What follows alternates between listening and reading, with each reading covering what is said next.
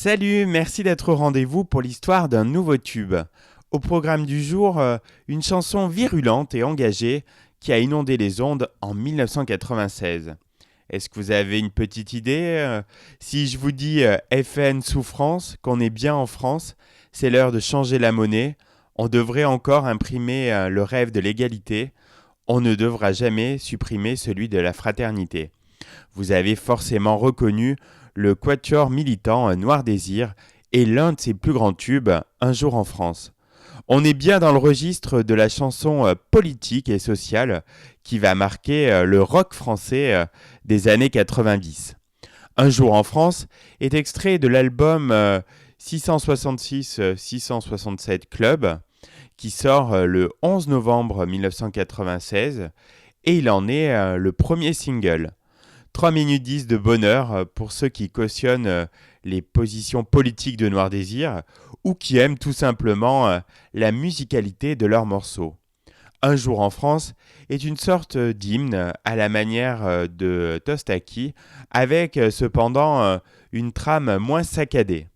Les paroles tendent à dresser un portrait de la France des années 90.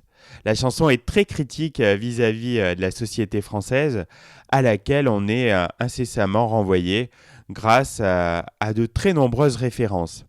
Outre la corruption et la crise économique, choc pétrolier abordé en début de chanson, celle-ci est d'abord et avant tout l'occasion pour Noir Désir de réaffirmer ses positions contre l'extrême droite et principalement le Front National.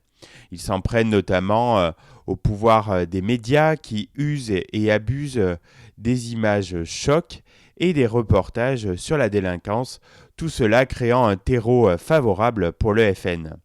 À travers cette chanson, Bertrand Cantat rend hommage au journal satirique Charlie Hebdo, qui a toujours pris des positions fortes contre le parti de Jean-Marie Le Pen.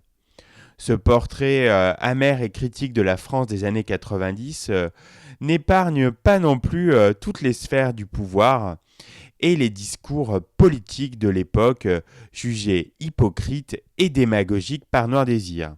On y parle aussi du passage à l'euro, c'est l'heure de changer la monnaie, qui est perçue comme une mascarade pour détourner les gens des réels problèmes et masquer l'impuissance de la politique intérieure. Toujours est-il que ce tableau assez noir n'est pas si éloigné de la réalité puisque Jean-Marie Le Pen sera au second tour de la présidentielle 6 ans plus tard.